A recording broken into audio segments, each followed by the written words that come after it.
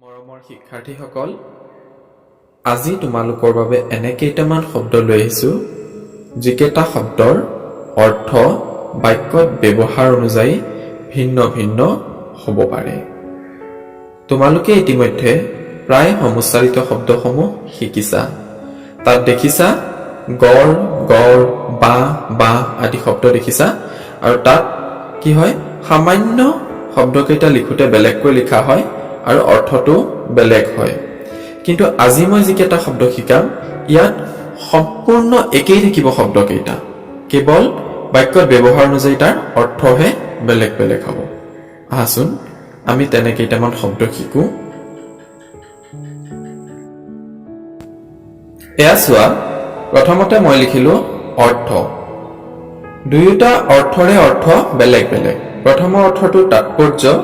বাক্যটো চোৱা, তোমাৰ কথাষাৰৰ অৰ্থ মই বুজিব নোৱাৰিলো। দ্বিতীয় অৰ্থটোৰ অৰ্থ হৈছে ধনবিদ।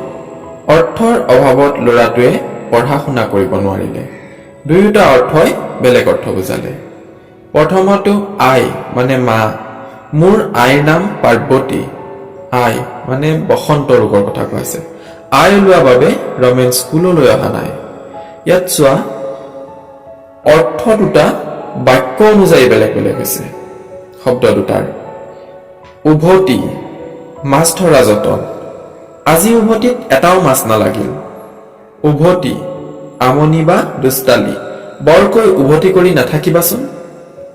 বৰকৈ উভতি কৰি নাথাকিবিচোন। উভতি, উলটি বা ঘূৰি। খোজকাঢ়ি গৈ থকা ল'ৰাজনে বাৰে বাৰে মোলৈ উভতি চাই আছে। এইবাৰ চোৱা, শুদ্ধ, সূচী, নিৰ্মল।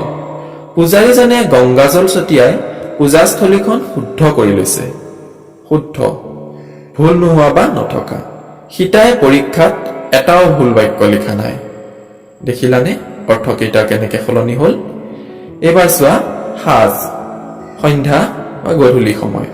সাজ লগাৰ আগতেই চৰাই চিৰিকটিবোৰে নিজৰ নিজৰ বাহলৈ ঘূৰি আহে। সাজ, এবাৰৰ আহাৰ। ঘৰত থকা চাউলখিনি গধূলিৰ সাজলৈহে হ'ব। মায়ে তেনেকে কোৱা চাগে শুনিছা কেতিয়াবা তোমালোকে। এইবাৰ চোৱা, লাই, এবিধ শাক। মই লাই শাক খাই বেয়া পাওঁ। লাই মানে প্ৰশ্ৰয়। ল'ৰা ছোৱালীক বেছি লাই দিব নালাগে। লাই মানে প্ৰধান খুঁটা। ঘৰৰ লাই খুঁটাবোৰ মজবুত হ'ব লাগে। মজবুত হলেহে ঘৰটো মজবুত হ'ব, নহয় জানো?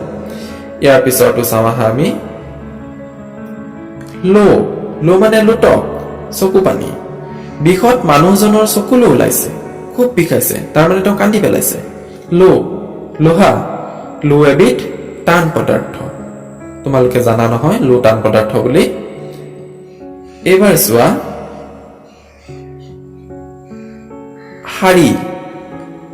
তিৰোতাই পিন্ধা এবিধ সাজ। তোমালোকৰ মাহঁতে যে পিন্ধে। মানুহগৰাকীয়ে এখন নীলা শাৰী পিন্ধিছে। শাৰী মানে লানি পাতি যোৱা। শাৰী পাতি শিক্ষাৰ্থীসকল প্ৰাৰ্থনা কৰিবলৈ আহিছে।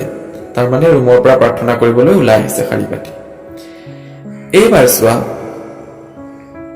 শাল, এবিধ গছ। শাল কাঠৰ খুঁটা লগালে ঘৰ মজবুত হয়। জানা নহয়, শাল কাঠৰ খুঁটা লগালে ঘৰ মজবুত হয়। শাল, এবিধ মাছ। দেউতাই বজাৰৰ পৰা শাল মাছ এটা কিনি আনিছে। খাবৰ বাবে এটা শাল মাছ কিনি আনিছে। কোনে কিনি আনিছে? দেউতাই কিনি আনিছে। এইবাৰ চোৱা, বন। বন মানে কাম। তোমালোকে শুনিয়েই আছা, তেনেকুৱা বাক্য এটা লিখিলো মই। লকডাউনৰ বাবে বন কৰা মানুহগৰাকী আহিব পৰা নাই। আনটো বন হৈছে অৰ্থটো ঘাঁহ। বৰষুণ পাই বনবোৰ লহপহকৈ বাঢ়িছে। এতিয়া বাৰিষাৰ দিন নহয়। এইকেইটা তোমালোকক মই একে শব্দ অৰ্থ ভিন্ন শিকালো। তোমালোকে আৰু অন্য শব্দ বিচাৰি লিখিবলৈ যত্ন কৰিবা।